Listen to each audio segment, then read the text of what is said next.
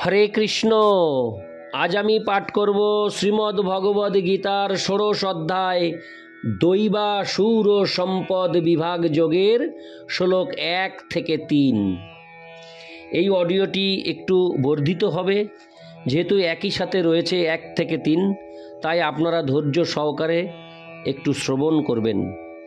শ্রী ভগবান উবাচ অবয়ং সত্য সংশুদ্ধির জ্ঞান যোগ ব্যবস্থিতি দানং দমশ্চ যজ্ঞশ্চ সাধ্যায়স্তপ আর্জবম অহিংসা সত্যম ক্রোধস্ত্যাগ শান্তিরপৈশূনম দয়াভূতেশ্ব লোলুপত্তং মার্দবং হ্রীরচাপলম তেজো ক্ষমা ধৃতি শৌচমদ্রোহ নাতিমানিতা ভবন্তি সম্পদং দৈবীমভিজাতস্য ভারত। অনুবাদ: পরমেশ্বর ভগবান বললেন, হে ভারত, দিব্যভাব সমন্বিত ব্যক্তিদের মধ্যে ভয়শূন্যতা, সত্তার পবিত্রতা, পারমার্থিক জ্ঞানের অনুশীলন, যোগসাধন, দান, আত্মসংযম, যজ্ঞ অনুষ্ঠান, বৈদিক শাস্ত্র অধ্যয়ন, তপশ্চর্যা, সরলতা, অহিংসা, সত্যবাদিতা, ক্রোধশূন্যতা, বৈরাগ্য, শান্তি, অদোষদর্শী, সমস্ত জীবে দয়া, লোভহীনতা, মৃদুতা, লজ্জা, অচপলতা, তেজ, ক্ষমা, ধৈর্য, শৌচ, মাৎসর্যহীনতা, অভিমান শূন্যতা, এই সমস্ত দিব্য গুণগুলি দেখা যায়। তাৎপর্য: পঞ্চদশ অধ্যায়ের শুরুতে অশ্বত্থ বৃক্ষবৎ এই জড়জগতের বর্ণনা করা হয়েছিল। তার উপমূলগুলিকে জীবের মঙ্গল ও অমঙ্গলজনক বিভিন্ন কর্মের সঙ্গে তুলনা করা হয়েছিল। নবম অধ্যায়ে দেব ও অসুরদের কথা বর্ণনা করা হয়েছিল। বৈদিক রীতি অনুসারে সাত্ত্বিক কর্মকে মুক্তিপ্রদ মঙ্গলজনক কর্ম বলে বিবেচনা করা হয়ে থাকে এবং এই প্রকার কার্যকলাপকে দৈবী প্রকৃতি বলে অভিহিত করা হয়। যারা দৈবী প্রকৃতিতে অধিষ্ঠিত তারা মুক্তির পথে অগ্রসর হয়। পক্ষান্তরে যারা রাজসিক ও তামসিক কর্ম করছে তাদের পক্ষে মুক্তি লাভের কোনো সম্ভাবনা নেই। তারা হয় এই জড় জগতে মনুষ্যরূপে অবস্থান করবে বা অধোগামী হয়ে পশু জীবন বা আরও নিম্নতর জীবন লাভ করবে। এই ষোড়শ অধ্যায়ে ভগবান দৈবী প্রকৃতি ও তার গুণাবলী এবং আসরিক প্রবৃত্তি ও তার গুণাবলীর বর্ণনা করেছেন। এই সমস্ত গুণের সুবিধা ও অসুবিধার কথাও তিনি ব্যাখ্যা করেছেন।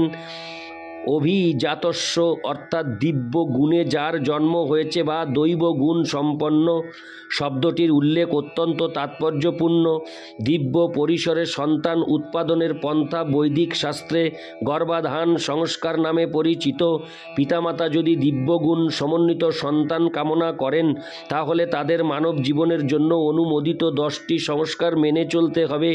ভগবদ্গীতাতে আমরা আগেই পড়েছি যে সুসন্তান লাভের জন্য স্ত্রী পুরুষের যে যোনি মিলন, যৌন মিলন, তা শ্রীকৃষ্ণ স্বয়ং। যৌন মিলন যদি কৃষ্ণ ভাবনাময় হয় তাহলে নিন্দনীয় নয়। যারা কৃষ্ণ ভাবনাময় তাদের অন্তত কুকুর বিড়ালের মতো সন্তান উৎপাদন না করে এমন সন্তান উৎপাদন করা উচিত যারা জন্মের পরে কৃষ্ণ ভাবনাময় হবে। সেটি কৃষ্ণ ভাবনায় নিমগ্ন পিতামাতার সন্তান রূপে জন্মগ্রহণ করার সৌভাগ্য। সমাজকে 4টি বর্ণে ও 4টি আশ্রমে ভাগ করেছে। যে বর্ণাশ্রম ধর্ম নামক সমাজ ব্যবস্থা তা জন্ম অনুসারে মানব সমাজকে বিভক্ত করার জন্য নয়। এই বিভাগ হচ্ছে শিক্ষাগত যোগ্যতা অনুসারে সমাজের শান্তি ও সমৃদ্ধি বজায় রাখাই তার উদ্দেশ্য। এখানে উল্লিখিত গুণাবলীকে দিব্যগুণ বলে বর্ণনা করা হয়েছে। সেগুলি দিব্য জ্ঞান লাভের পথে মানুষকে এগিয়ে নিয়ে যাওয়ার জন্য, যাতে সে জড় জগতের বন্ধন থেকে মুক্তি লাভ করতে পারে। বর্ণাশ্রম ব্যবস্থায় বৈরাগ্যবান সন্ন্যাসীকে ঊর্ধ্বতন বা সমাজের সকল শ্রেণীর গুরু বলে গণ্য করা হয়েছে। ব্রাহ্মণকে ক্ষত্রিয় বৈশ্য শূদ্র সমাজের এই তিনটি বর্ণের গুরু বলে গণ্য করা হয়, কিন্তু সন্ন্যাসী যিনি এই সমাজের শীর্ষস্থানে অধিষ্ঠিত তিনি ব্রাহ্মণদেরও গুরু। সন্ন্যাসীর প্রথম যোগ্যতা হচ্ছে ভয় শূন্যতা, কারণ সন্ন্যাসীকে একাকী সম্পূর্ণ সহায় সম্বলহীন হয়ে কেবলমাত্র পরমেশ্বর ভগবানের কৃপার উপর নির্ভর করে থাকতে হয়। তিনি যদি মনে করেন আমার সমস্ত সম্পর্ক ছিন্ন করার পরে কে আমায় রক্ষা করবে, তাহলে তার পক্ষে সন্ন্যাস আশ্রম গ্রহণ করা উচিত নয়। তাকে সম্পূর্ণভাবে বিশ্বাস করতে হবে যে শ্রীকৃষ্ণ বা পরমেশ্বর ভগবান পরমাত্মা রূপে সর্বদাই তার হৃদয়ে রয়েছেন। তিনি সর্বদাই সব কিছু দর্শন করছেন এবং তিনি হৃদয়ের সমস্ত বাসনাগুলির কথা জানেন। এভাবেই তাকে দৃঢ় প্রত্যয় সম্পন্ন হতে হয় যে পরমাত্মা রূপে শ্রীকৃষ্ণ তার শরণাগত জীবের রক্ষণাবেক্ষণ করেন। তার অনুভব করা উচিত, আমি কখনোই একাকী নই। আমি যদি অরণ্যের গভীরতম প্রদেশেও থাকি, শ্রীকৃষ্ণ তখনও আমার সঙ্গে থাকবেন এবং তিনি আমাকে রক্ষা করবেন।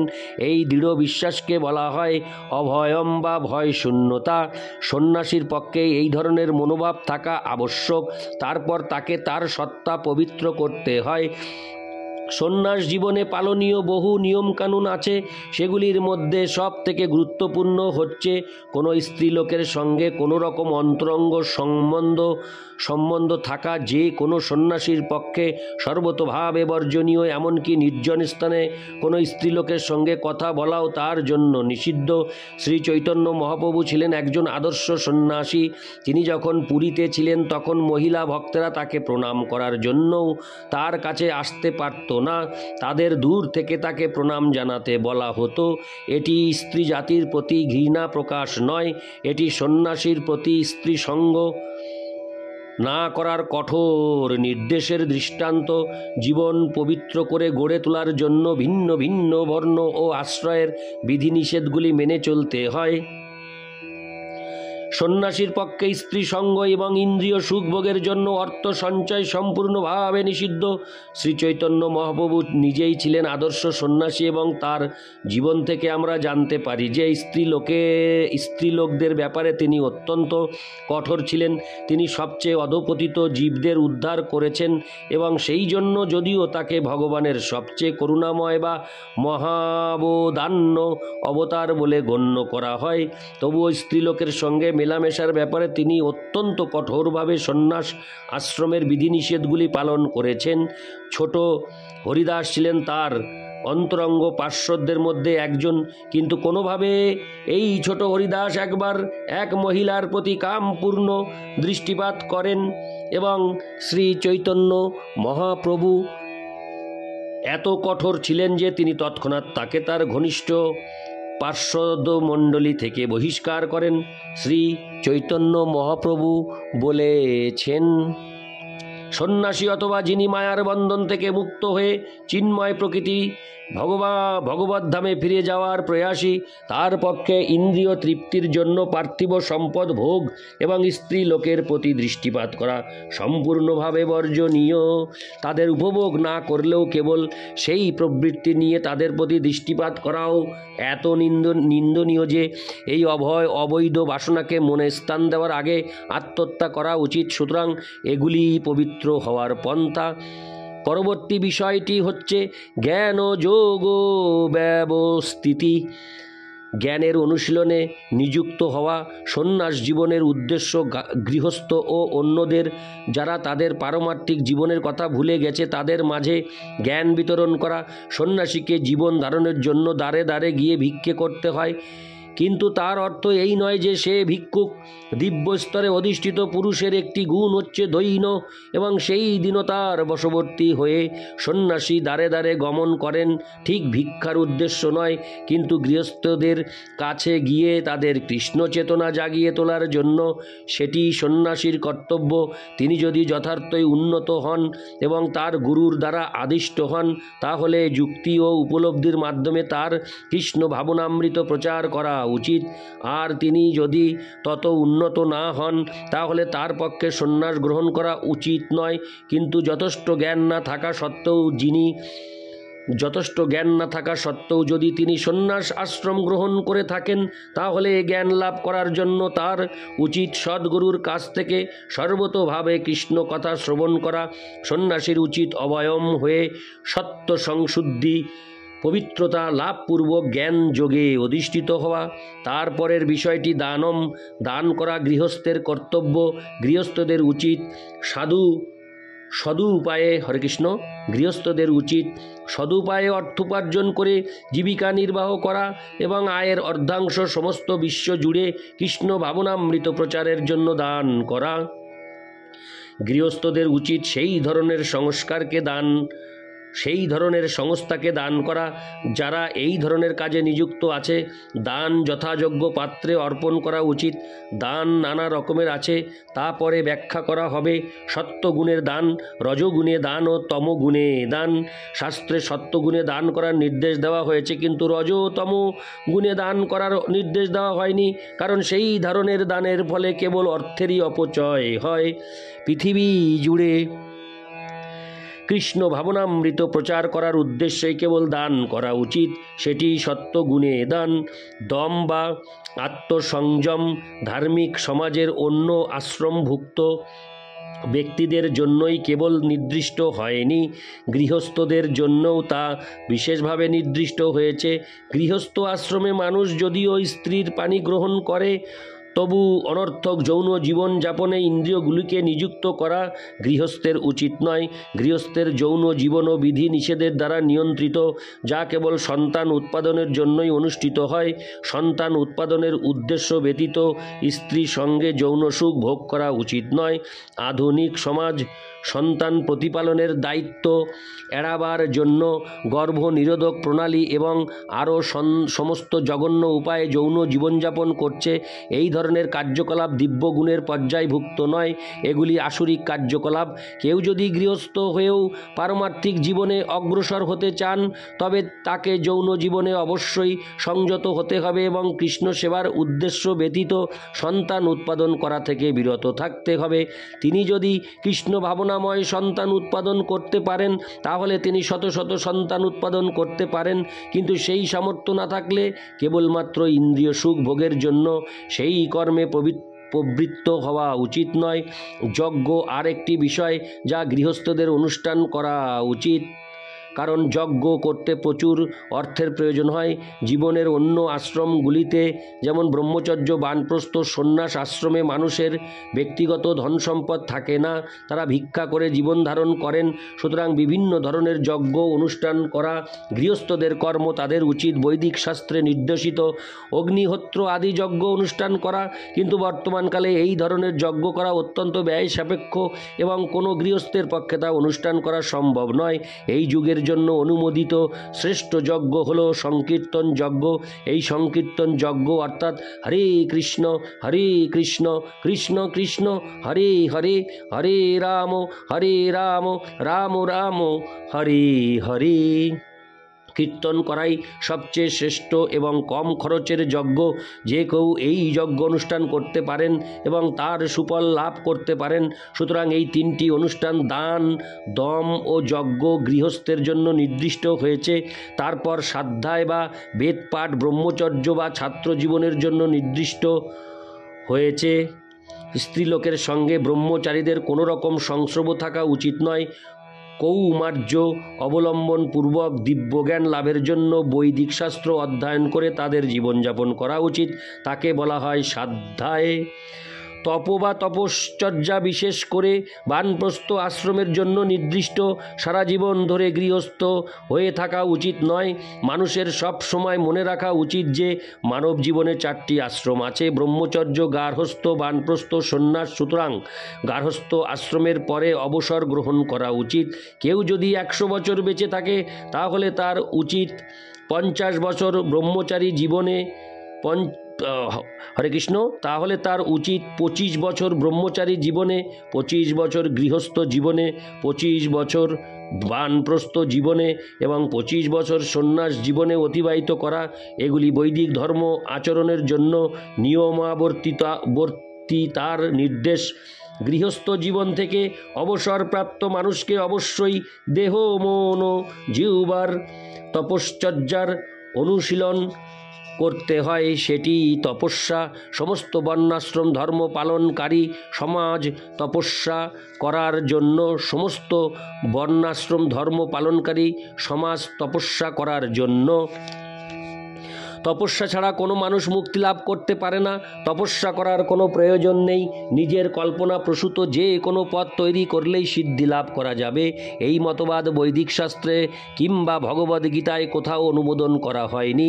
এই ধরনের মতবাদগুলি আবিষ্কার করেছে কতকগুলি ভণ্ড অধ্যাত্মবাদী, যারা কেবল লোককে ঠকিয়ে অনুগামী সংগ্রহ করার ব্যাপারে ব্যস্ত। যদি বিধিনিষেধ থাকে, নিয়মকানুন থাকে, তাহলে মানুষ আকৃষ্ট হবে না।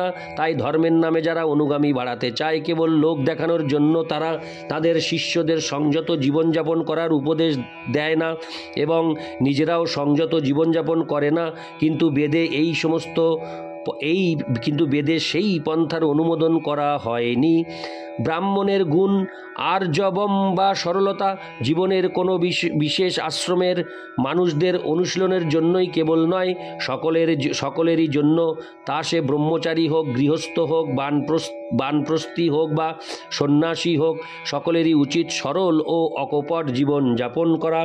অহিংসা হলো কোনো জীবনের প্রগতি রোধ না করা। কারো এটি মনে করা উচিত নয় যে দেহকে হত্যা করলেও যখন আত্মার বিনাশ হয় না, তখন ইন্দ্রিয় তৃপ্তির জন্য পশু হত্যা করলেও কোনো ক্ষতি নেই। যথেষ্ট পরিমাণে শস্য, ফল এবং দুধ থাকা সত্ত্বেও এখনকার মানুষরা পশু মাংস আহারে আসক্ত। পশু হত্যা করার কোনোই প্রয়োজন নেই। এই নির্দেশ সকলেরই জন্য। যখন আর কোনো বিকল্প উপায় থাকে না, তখন মানুষ পশু হত্যা করতে পারে, কিন্তু সেক্ষেত্রেও সেই পশুকে যজ্ঞের বলি হিসেবে নিবেদন করতে হয়। সে যাই হোক, মানুষের জন্য যখন যথেষ্ট খাদ্য রয়েছে, তখন আত্মতত্ত্ব জ্ঞান লাভের পথে উন্নতি সাধনে ইচ্ছুক ব্যক্তিদের পক্ষে পশু হত্যা করা উচিত নয়। যথার্থ অহিংসা হলো কারো জীবনের প্রগতি রোধ না করা। বিবর্তনের মাধ্যমে পশুরাও এক পশুদেহ থেকে অন্য পশুদেহে দেহান্তরিত হয়ে এগিয়ে চলেছে। যদি কোনো একটি পশুকে হত্যা করা হয়, তবে তার প্রগতি বাধাপ্রাপ্ত হয়। কোনো পশুর যখন কোনো নির্দিষ্ট শরীরে কোনো নির্দিষ্ট কাল অবস্থানের মেয়াদ থাকে, তখন তাকে তার পূর্বে অসময়ে হত্যা করা হলে তাকে বাকি সময়টি পূর্ণ করে উন্নততর প্রজাতিতে উন্নীত হওয়ার জন্য আবার সেই শরীরটি প্রাপ্ত হতে হয়। সুতরাং কেবলমাত্র জিহ্বার তৃপ্তির জন্য তাদের প্রগতি রোধ করা উচিত নয়। একেই বলা হয় অহিংসা। সত্যম শব্দের অর্থ প্রগতি। হরে কৃষ্ণ। সত্যম শব্দের অর্থ ব্যক্তিগত উদ্দেশ্য সাধনের জন্য সত্যকে বিকৃত করা উচিত নয়। বৈদিক শাস্ত্রে কতগুলি কঠিন পরিচ্ছেদ আছে, কিন্তু তার অর্থ বা উদ্দেশ্য সম্বন্ধে শিক্ষা লাভ করতে হবে সদ্গুরুর কাছ থেকে। বেদ উপলব্ধি করবার এটিই পন্থা। শ্রুতির অর্থ এই যে নির্ভরযোগ্য সূত্র থেকে শ্রবণ করা। ব্যক্তিগত উদ্দেশ্য সাধনের জন্য তার কতকগুলি আক্ষরিক ব্যাখ্যা করা উচিত নয়। ভগবদ্গীতার বহু ব্যাখ্যা আছে, যা ভগবদ্গীতার মূল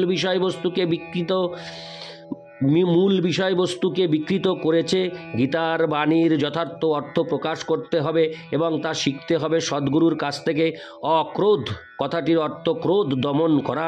ক্রোধের উদ্রেক হলেও সহিষ্ণু হয়ে তা দমন করতে হবে, কারণ একবার ক্রুদ্ধ হলে সমস্ত শরীর কলুষিত হয়ে যায়।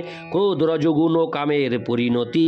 সুতরাং তিনি অপ্রাকৃত স্তরে অধিষ্ঠিত, তার পক্ষে ক্রোধ দমন করা অবশ্য কর্তব্য। অপৈশুনম অর্থে অনর্থক অপরের দোষ দর্শন না করা অথবা তাদের সংশোধন করা থেকে বিরত থাকা। অবশ্য একটি চোরকে চোর বলা পরনিন্দা নয়, কিন্তু বিশেষ করে পারমার্থিক জীবনে উন্নতি সাধনে রত মানুষের পক্ষে একজন সৎ ব্যক্তিকে চোর বলা মস্ত বড় অপরাধ। হ্রি অর্থে বিনয়ী হওয়া এবং কোনো অবস্থাতেই কোনো জঘন্য কর্ম না করা। অচাপলম কথাটির অর্থ কোনো প্রচেষ্টাতেই উত্তেজিত বা নিরাশ না হওয়া। কোনো প্রচেষ্টায় ব্যর্থতা আসতে পারে, কিন্তু সেই জন্য দুঃখিত হওয়া উচিত নয়। ধৈর্য ও দৃঢ় প্রত্যয়ের সঙ্গে এগিয়ে যেতে হবে। এখানে তেজ শব্দটি ব্যবহার করা হয়েছে ক্ষত্রিয়দের জন্য। ক্ষত্রিয়দের ধর্ম হচ্ছে অত্যন্ত শক্তিশালী শক্তিশালী হয়ে দুর্বলকে রক্ষা করা, তাদের তথাকথিত অহিংসার নীতি অবলম্বন করা উচিত নয়। যদি হিংসার প্রয়োজন হয় তাহলে তাদের তা প্রদর্শন করতে হবে, কিন্তু শত্রুকে দমন করতে পারলে কোনো কোনো ক্ষেত্রে দয়া প্রদর্শনও করাও যেতে পারে। সামান্য দোষ ত্রুটি ক্ষমা করা যেতে পারে। শৌচম অর্থে শুচিতা কেবল দেহ বা মনেরই নয়, আচরণেও মানুষকে শুচি হতে হবে। এটি বিশেষ করে বৈশ্যদের জন্য। তাদের কালোবাজারি করে অর্থ উপার্জন করা উচিত নয়। নাতিমানিতা অর্থাৎ অভিমান শূন্যতা অথবা সম্মানের আকাঙ্ক্ষা না করে শূদ্রদের ক্ষেত্রে প্রযোজ্য। হরে কৃষ্ণ। অর্থাৎ অভিমান শূন্যতা অথবা সম্মানের আকাঙ্ক্ষা না করা শূদ্রদের ক্ষেত্রে প্রযোজ্য, যারা বৈদিক নির্দেশ অনুসারে চতুর্বর্ণের সর্বনিম্নে স্থিত অনর্থক দম্ভ বা অভিমানে মত্ত হওয়া তাদের কখনোই উচিত নয়। তাদের উচিত নিজস্ব স্থিতাবস্থা বজায় রাখা। শূদ্রের কর্তব্য হল সামাজিক স্থিতি রক্ষা করার জন্য উচ্চতর বর্ণগুলিকে সম্মান প্রদর্শন করা। যে 26টি গুণের কথা এখানে বর্ণনা করা হয়েছে তার সব কয়টি দিব্য গুণাবলী। বর্ণাশ্রম ধর্মের পরিপ্রেক্ষিতে তাদের অনুশীলন করা উচিত। এর তাৎপর্য এই যে যদিও জড়জগতের অবস্থা অত্যন্ত দুর্দশাগ্রস্ত, তবুও সমাজের সব শ্রেণীর লোকেদের যদি অনুশীলনের মাধ্যমে এই গুণগুলি অর্জন করার শিক্ষা দেওয়া যায় তাহলে সমস্ত সমাজ ধীরে ধীরে তত্ত্বজ্ঞান উপলব্ধির সর্বোচ্চ স্তরে উন্নীত হতে পারে। ইতি শ্লোক 1, 2 ও 3 সহযোগে সমাপ্তি হলো এই অডিও। হরে কৃষ্ণ।